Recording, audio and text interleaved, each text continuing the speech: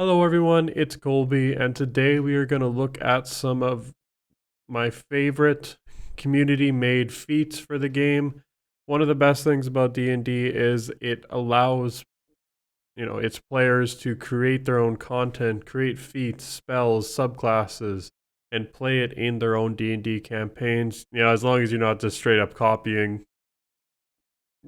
real content, because that's just plagiarism. Basically, we learned that what plagiarism was in high school. So we're going to take a look at some of the great ones that people have made today. Like and subscribe, and let's get into it. So I'm going to be looking at these on D&D Beyond. I basically use D&D Beyond for everything. Hashtag not sponsored. And this is a great site to find these homebrewed feats or really anything else.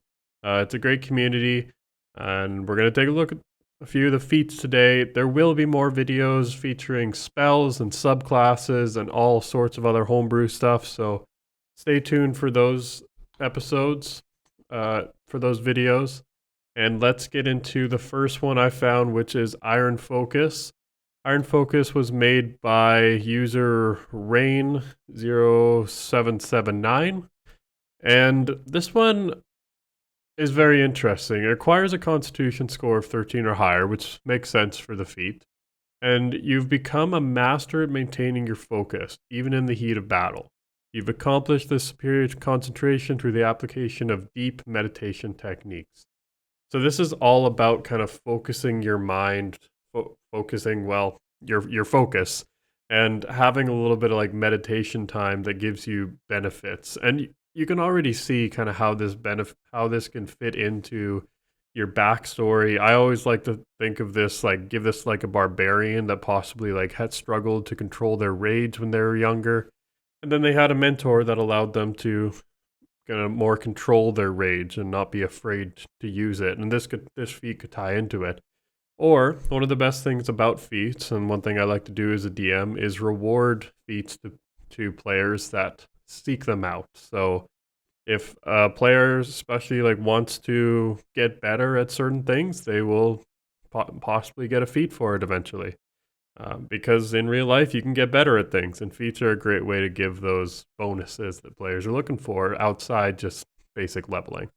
Of course, you have the ability score improvements as well, but anyways, maintaining your iron center is a continuous process. You must meditate uninterrupted for 1 hour every day. So it is something you have to keep up. But since the meditation is also restful, this hour may be substituted for 1 hour of sleep or elven trance. So it sounds like it's something you have to do every single day, but just it's a nice little bit in there that just says you can do it while you sleep, or it just counts towards your however many hours you're sleeping for a long rest. So first off, you gain proficiency in Constitution saving throws, which is insanely helpful. You have advantage on Constitution saving throws that you make to maintain your concentration on a spell or ability when taking damage. And this is the only ability that you actually have to keep up that meditation. As if you have not meditated within the last 24 hours, you do not gain the advantage. And both of these tie really well into kind of focusing your mind and having that like resolute focus. I'm trying to think of other words than focus, but the last one I find the most interesting, which kind of ties into exhaustion, which I think is a very underused mechanic in D&D. So you've learned to forestall the demands of the body in pursuit of your goals. Once between each long rest, if you have spent 1 hour in meditation, you can ignore the effects of one level of exhaustion for 24 hours. So this essentially allows you to take a second. Actually, no, you don't even have to take a second. It just says if you have been meditating, you can ignore the effects of one level of exhaustion for 24 hours. And it really ties into like that iron focus. Like you may feel tired, or you may get that feeling that you would have 1 point of exhaustion because you're so focused and your constitution is so good, you can just ignore that. And also, after this 24 hours, if you do not rest immediately, you take 1 level of exhaustion as well as the additional level you previously ignored. So that's just there. I see there's a couple iterations, and I think the previous iteration didn't have this rule. And I'm sure this is here just to limit this effect for just lasting infinitely, essentially. So you can really only last 1 day until you sleep again, but that can come in clutch, to be honest, because the first level exhaustion can hurt you. So I like this feat because I think it gives something that not many of the other feats have. Just like all the other feats that we're going to be going over, that's really what I wanted to focus on, providing options to the players that they would not otherwise have. So that's Iron Focus. I think it's a great feat. Can fit into many different characters. Let's move on to the next feat called Menacing. So Menacing is exactly how it sounds. You become fearsome to others. You're intimidating. You have a very intimidating presence. Maybe you gained a bunch of muscle or something. You really just draw eyes when you walk in the room, and then those eyes immediately look away because they don't want to kind of meet your gaze. So, with many of feats, your charisma score, it has an ability score improvement, so your charisma score increases by 1 to a maximum of 20. That's pretty typical. And you gain proficiency in the intimidation skill. If you're already proficient, you gain expertise, which is double your proficiency bonus, which is super helpful and very fitting to the menacing feat.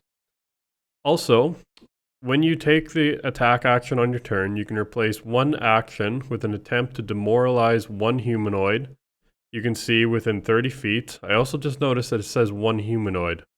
Let me know how you feel about that. I don't know if that should really just be limited to a humanoid. Maybe that's kind of there to limit the feat, because one thing I found when I was looking at homebrew feats is a lot of them ended up being very overpowered.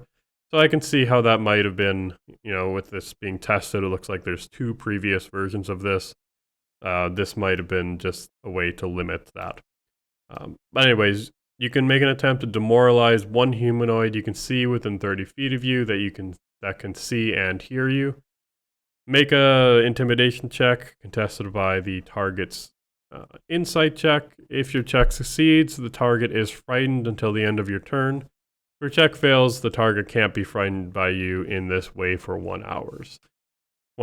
So I see this as you're fronting on someone, you're walking up to them and just trying to intimidate them.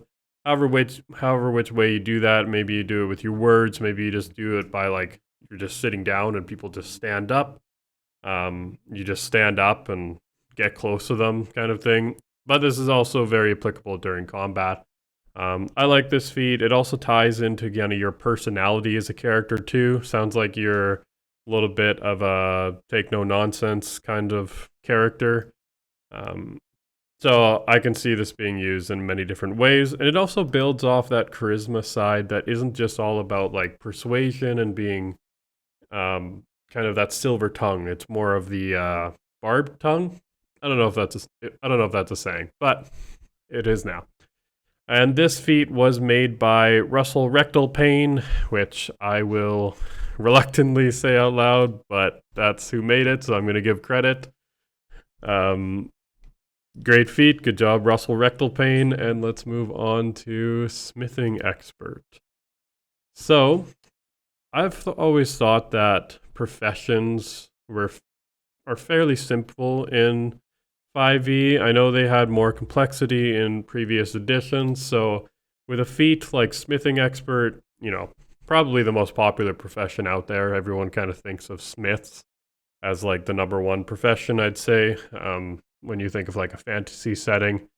So having a feat based on that really gives some options as well, it doesn't just give some passive buffs like proficiency in smith tools, is super cool to add. So you can increase your strength or wisdom by 1 to a maximum of 20. Strength, obviously, because, smithing is hard work. And wisdom, I really like that they add the wisdom in there because it's also about kind of the muscle memory, or just kind of how you feel and that kind of like urge and skills that you build up in your brain, not just hitting a hammer. You get experience and wisdom in smithing. You also gain proficiency with smith tools, and you add double your proficiency, so you essentially get expertise with smith tools. And this is my favorite part. This is probably because Artificer is my favorite class that I like this so much, is that during a long rest, you may use smith tools to temporarily improve either one set of medium or heavy armor, or one weapon that lacks the range property. So improving armor removes any disadvantage it gives on stealth checks for the next 16 hours. If the armor does not normally give the wearer disadvantage on stealth checks, you instead grant it +1 AC for the next 16 hours.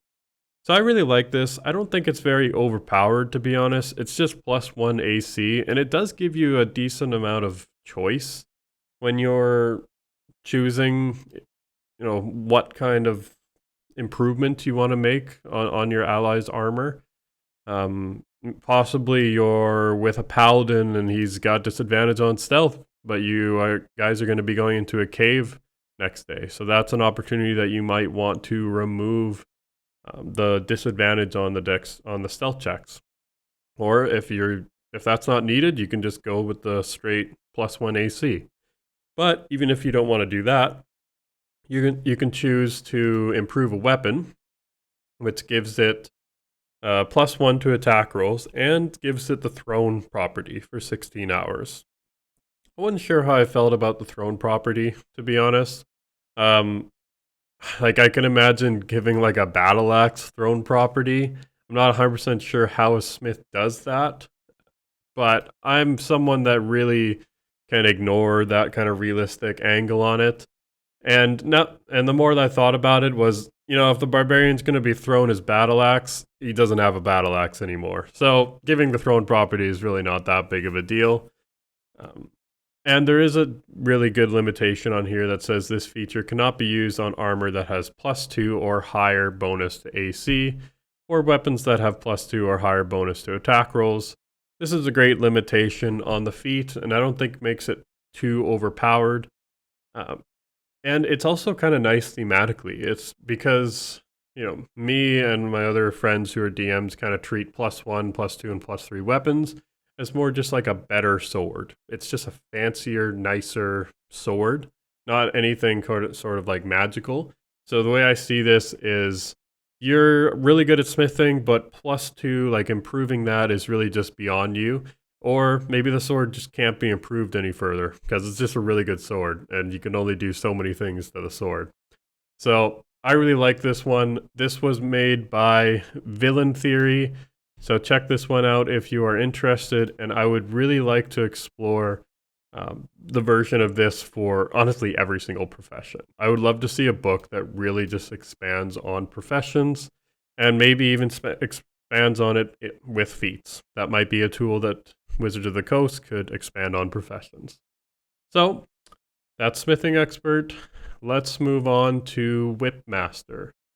So I feel like there's some weapons in the game that are underused, and mostly because they don't perform very well.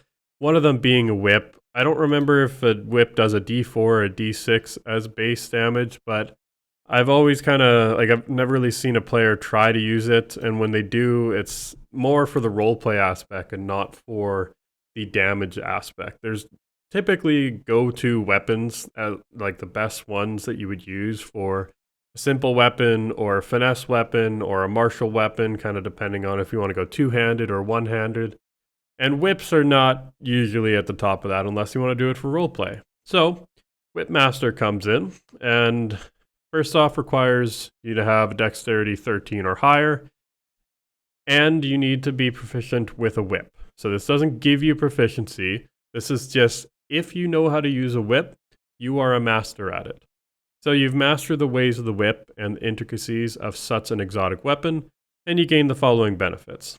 You gain +1 to attack rolls you make with a whip, and when you hit with a melee attack using a whip, you deal an additional 1d4 of whatever type the whip deals. Just those I see as kind of necessarily buffs to the whip, so it actually goes on par with some of the other weapons that you might want to use.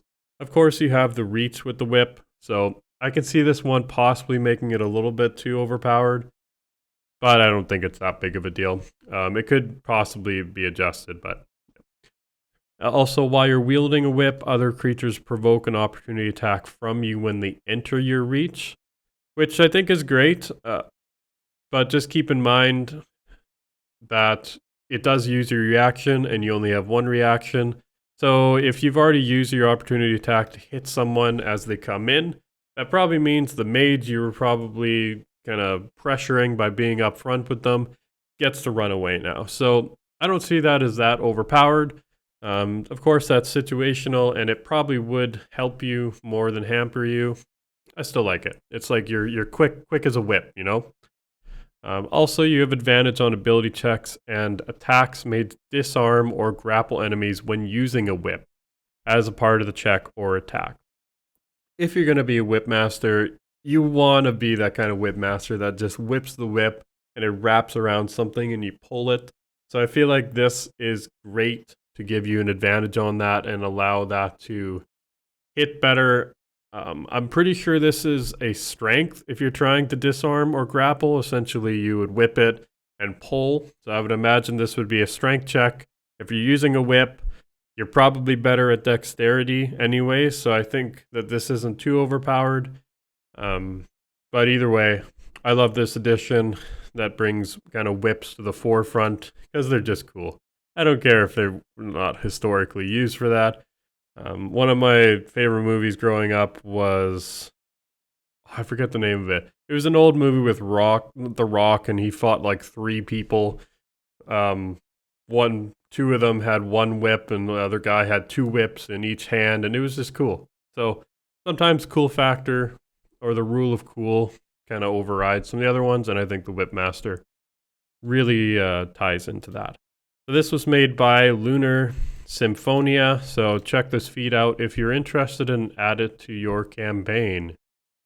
The last feat I'm going to look at is absolutely overpowered. I'm actually using this on a character right now, but I kind of like to be overpowered. I like to do damage. I like to scare monsters and possibly push the DM too far that he kills my characters. Anyways, Final Stand requires a Constitution score of 13 or higher, and it just basically means you've trained and gained brilliant resilience. This grants you the following abilities. Add 1 to your Constitution score to a max of 20. Now this is probably the most overpowered trait. When you drop to 0 hit health points, you will not be knocked unconscious until the end of your next turn, enabling you to take a full turn before being knocked out. On this turn, you gain advantage on all attack rolls and crit on a 19 or 20. Once you use this ability, you cannot use it again until you have completed a long rest. So I would say gaining advantage on all attack rolls and critting on 19 or 20 is a little bit overpowered. You basically get the ability to have an extra turn after being knocked down already, and there are other benefits you get, of course. So I'd probably remove that last line, but other than that, I think this is a great feat and a really cool feature. I'm playing this on a monk barbarian, and he's just like an old orc that just refuses to die. He doesn't wear armor. He honestly has like a 16 armor class with just tons of health, and he's a Way of the Long Death monk, so he's just all about just keep going. So I gave this to him kind of enhance his kind of attitude of just taking pain and just keep pushing forward. There is a limitation on this though. If you take any damage between those two turns, you must make a concentration save to see if you maintain consciousness. Again, though, like this, depending on who you give this to, I mean, it's probably going to be a front line. Your constitution is probably pretty high already. So you're probably going to pass this check, to be honest, depending on how much damage it is. But it is a nice little bit of limitation. And even with that limitation, I would still have it so that they don't gain advantage and crit on a 19 or 20.